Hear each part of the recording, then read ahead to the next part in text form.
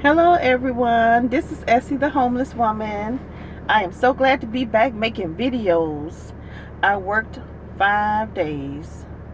The last time I made a video was Wednesday of last week, and I worked Thursday, Friday, Saturday, Sunday, and Monday, and tonight is Tuesday.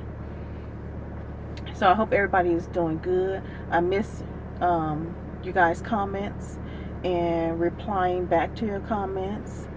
So I'm so glad to be making this video right now. I wanted to talk to you guys tell you guys about the story time of why all this happened with the police. But I feel like I want to talk about something else right now. And I'll talk about that later. Maybe after this video or maybe tomorrow.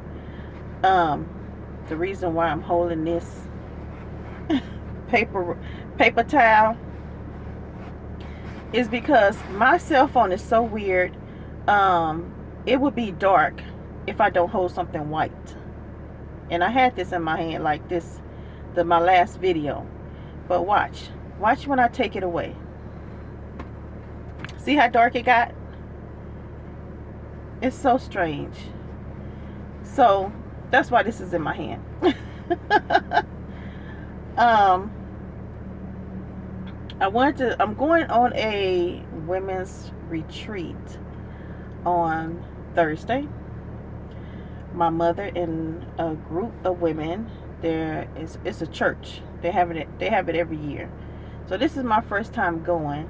So I'm going to meet them there at the women's retreat. I think it's on the Indian reservation, and it's just a lot better for me just to meet them there. Some people is going in their cars, but a lot of people is taking a bus there. So I'll be there for 2 nights, and we coming back Saturday. So I've been so busy trying to get ready and, to go to this women's retreat. And but I wanted to tell you guys that I met somebody, and he seemed like a nice man. He's a successful man. He don't like drama. I could tell. He said he don't. And I could tell he don't. I was wondering, should I tell him about this man that I met? And I'm like, well, what if it don't work out? And then I'm going to have to come back on here and say, it didn't work out. But I said, well, I'm talking about my life, so why not? If it don't work out, I'll be back to tell you it didn't work out. Hell, it happens to all of us, I think, at some point in our lives. But I go to this gas station a lot, and I know some of the employees in there, the female employees, which I talk to them sometimes. Because I know sometimes working in the gas station, it can get pretty lonely, especially when you're by yourself. And a lot of these businesses have been short-staffed, so they're working alone. So I go in there, and they seem like they enjoy my company. We be talking, and so one night I was in there, and I was leaning over the counter and talking to her while she's helping, customers and stuff. I'm out of the way. I'm not in the way. And so this man walks in, and he was kind of young man. Well, for me, my age. And he was giving me the eye, like the whole time, like right when he hit the door. And when he looked at me, right when he came in the door, probably noticed me before he even came in. I thought he knew me, or not knew me, but saw me from somewhere else before. And so he came in, he got gas on a pump. After he paid her, he looked at me again. He walked out, went pumped his gas. He came back in because he needed to get his change. And he was giving me the eye again. So he got his change. Then he walked behind me. So I'm thinking, well, maybe he's going to use the restroom, or he's going to get something to drink or something. Which he did. He got him a drink. And when I raised up, because I was leaning over the counter. So when I raised up, he was right next to me, handing me his number on a piece of paper. I was like, okay. He looked at me like, I said, okay. So he wouldn't pay for his drink and he left out. So when everybody left out, I said to her, I said, he just gave me his number. And she was like, isn't he young? I said, he looks young, look like he's in his 30s. And she looked at me like, and I said, look at how I look, because I wasn't looking all that great for him to be looking at me like that, you know. I had on some house shoes, not those big old house shoes, just regular, like the little cute ones with the bow on it. And so I was surprised that he was attracted to me looking like that. And she was too, by the way she looked at me. So when I left out of the store that night, I called him. I'm like, I want to know, why did he give me his number? I was really curious, and I just wanted to know, like, what did you see in me to give me your number, and you look like you in your 30s. And I'm 49, I'm about to be 50 in January. So I'm like, why? So he's texting me. I'm like, can we talk over the phone? So he said, okay, I'll call you. I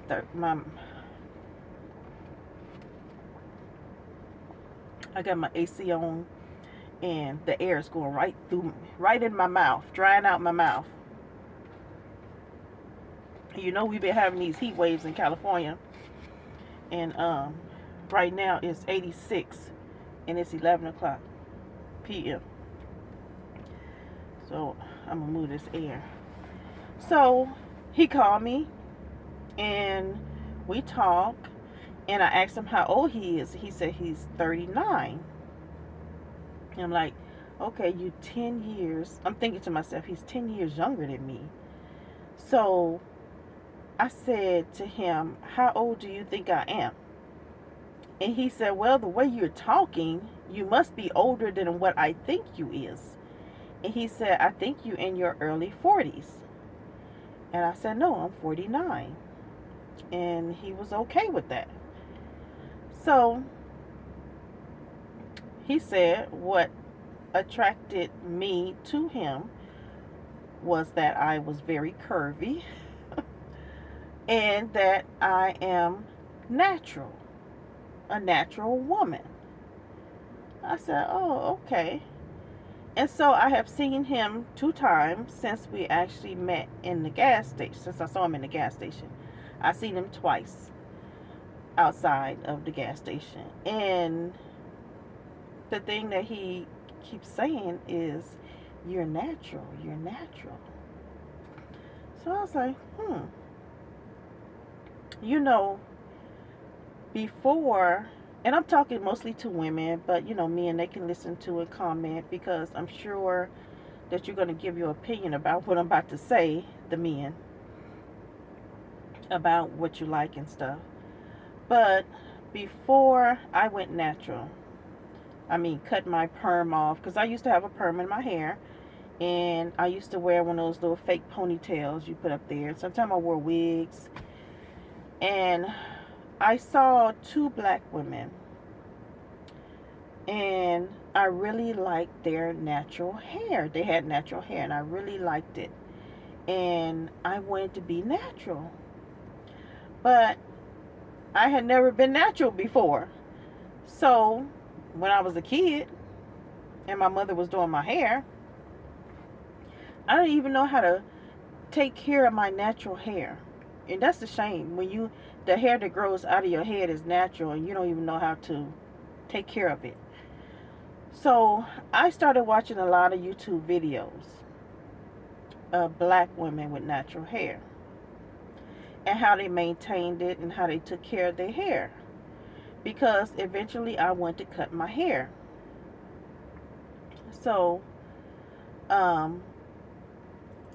along with those videos of black women showing how they take care of their hair, what products they use on their hair, how they wash their hair and stuff, came up some other videos. And one video I saw was a black man. He looked like he was in his 30s. But he was talking about how successful men love natural women. And he gave an example of why successful men love natural women. And he said that successful men are busy. They're busy making money. They're busy, they work hard. Of a natural woman, right, is confident in herself to walk around in her natural state. It shows that she has confidence, that she's not hiding anything. Like, now this is what he said, so don't come for me in the comment section, okay? But he said that when a woman wears wigs and weaves and fake hair and lashes and makeup and all that stuff, that she's not confident in herself to walk around in her natural state. And I have to say that I'm gonna speak for myself. That's true for me, because before I became natural, when I was a bus driver, I used to wear wigs. I used to put my hair in a ponytail. I had a perm, and I would wear the fake ponytails. I used to wear makeup. I used to wear my jewelry matching and everything, and the necklace matched my earrings and bracelet. And I used to be, but one of the things that concerned me was when I would meet a guy, when all of that came off, would he be attracted to me still? Because when I met him, I had all that on. So that was the thing that was in the back of my head all the time when I would meet a guy. When this come off, is he still going to be attracted to me? So at that time, when I was wearing all the wigs and weaves and makeup and all that stuff, I was not confident in myself to walk out in public in my natural state. I was not. I did not want nobody to see me in my natural state. So that's why I say that man that said that is right. When I decided that in 2016 that I was going to cut off my perm, I had to pray. I had to pray that I will love my natural hair. And I just went forward and took the scissors and chopped it off. I didn't even go get nothing special done. I didn't have no money for nothing, to pay someone to do it properly. I just did it myself. When I cut my perm out, it was very low. I got so many compliments. I could not believe it. So many compliments from white women. A lot of white women told me that my hair was beautiful. Black women, Hispanic women, every race of woman was complimenting my hair. And I remember I was at the post office, and a Hispanic woman, she complimented my hair, and she said, "It's flirty." I said, "Flirty?" She said, "Yeah, flirty. You should wear a flower in your hair." I said, "Oh, okay." So that's why you see this little, it's a butterfly. So you're always going to see something in my hair. But yeah, so one day I was in 7-Eleven. There was a black woman behind me. Now, I had just left my mother's house. I stayed at my mother's house, I think, a couple of nights. So when I cut my hair, my mother really talked down about my hair, okay? She told me I looked like Uncle Bubba by the head, because we have a man in our family named Uncle Bubba.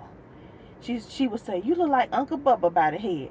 You look like," I'm like, how many times I had She said it so many times to me. To one night, I just went off on her. I was like, how many times do you have to tell me I look like Uncle Bubba by the head? You're telling me I look like a man by the head. Do you think that's a compliment? I mean, I really had to put my mother in her place. And she stopped. But she didn't until I put her in her place. You know, I hate to have to put my own mother in her place, but sometimes you got to do it as the child, you know, the daughter. You have to put your parents in their place, because parents can be wrong too. So I had to put her in her place. I didn't like doing it, but she stopped doing that. And then she was like, whoa, whoa, whoa. You know, like it was like I'm overreacting when all this time she's been telling me I look like a man by the head. I'm getting compliments from everybody else but her. Okay? So I'm thinking, you know, this is some self-hatred stuff right here, you know. I'm thinking to myself, I didn't say this to my mother, but I'm thinking to myself, I came out of your vagina with natural hair, and you putting it down? It came from you. You putting it down. Like you putting yourself down. So anyway, where was I at now?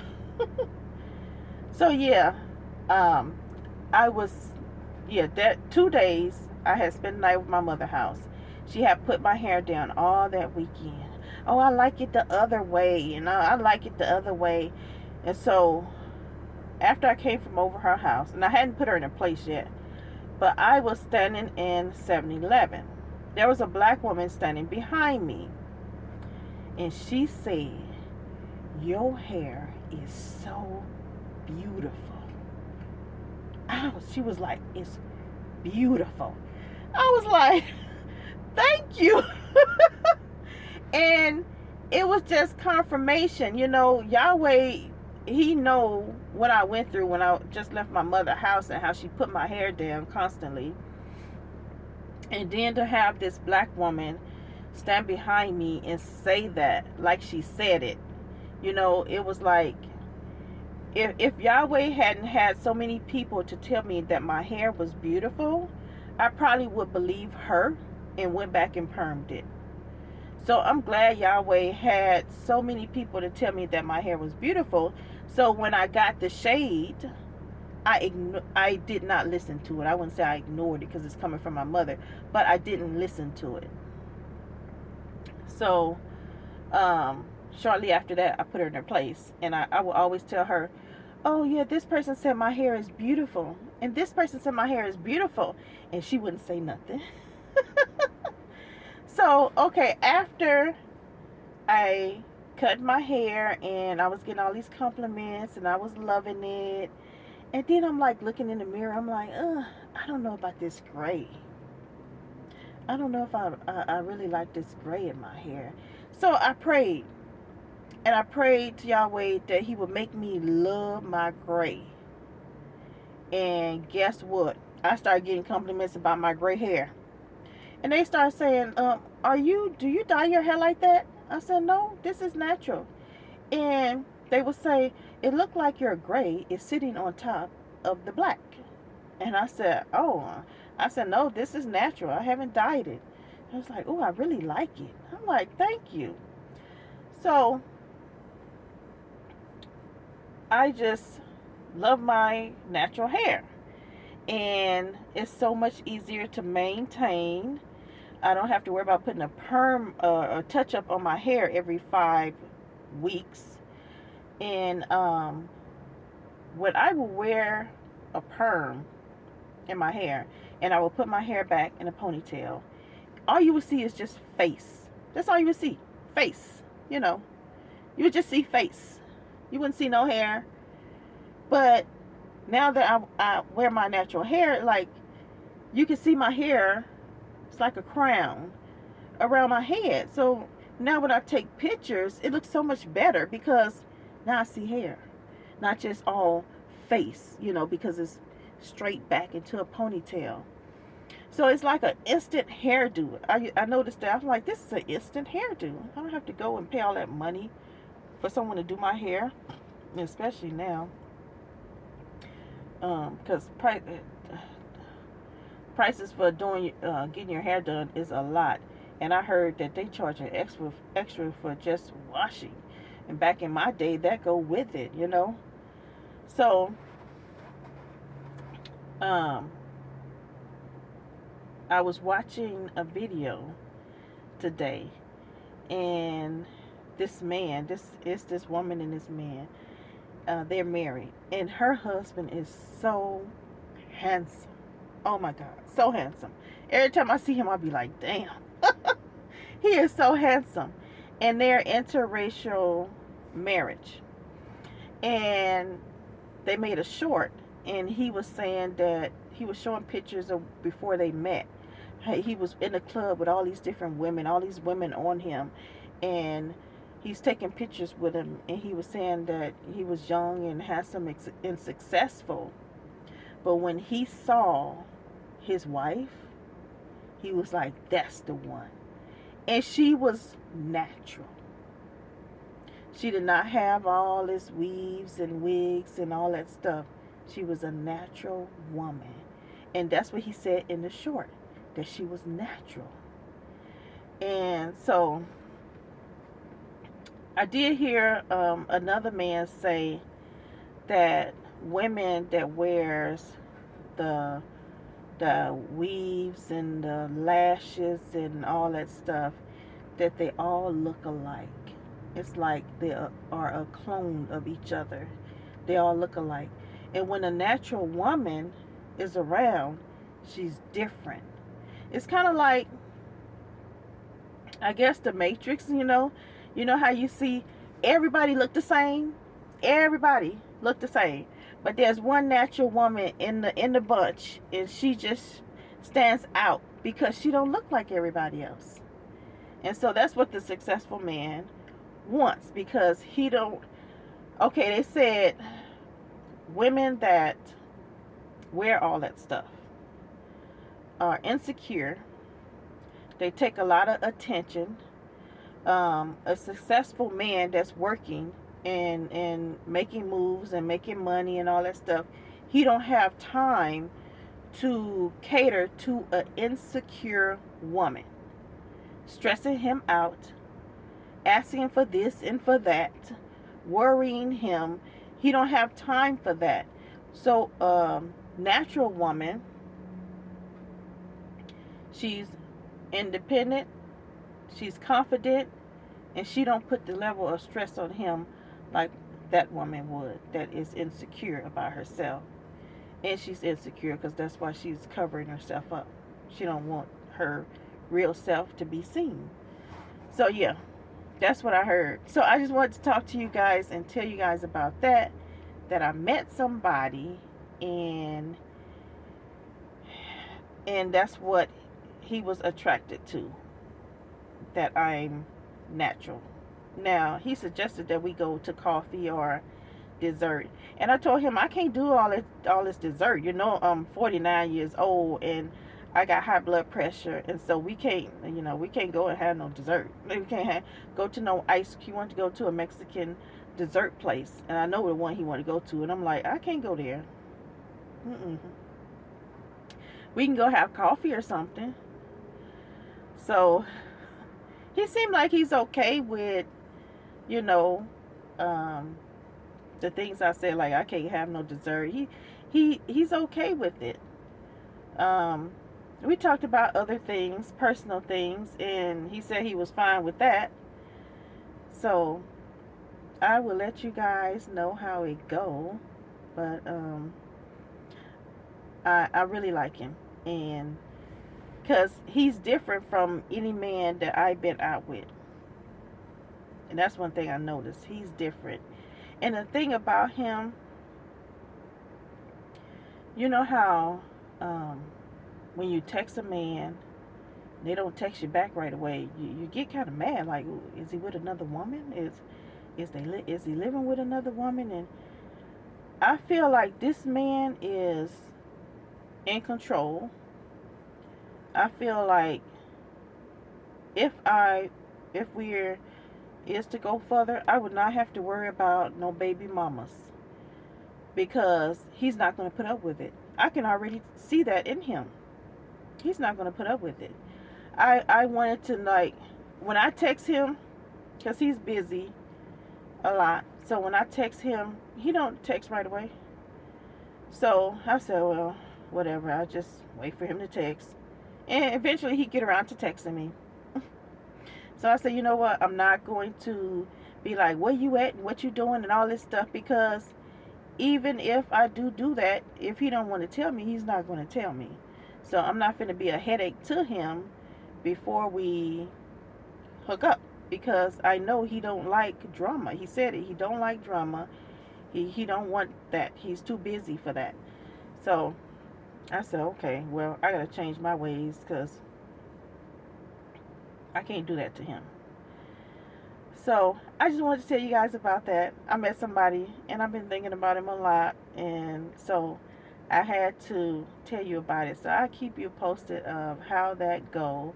And I know there's a subscriber that he said he likes me and he called me wifey and all that stuff, but you know, you are long distance and I like to meet a man, you know, the old fashioned way, not on social media, but up front, you know, to see if there's any attraction between me and him. So I'm sorry.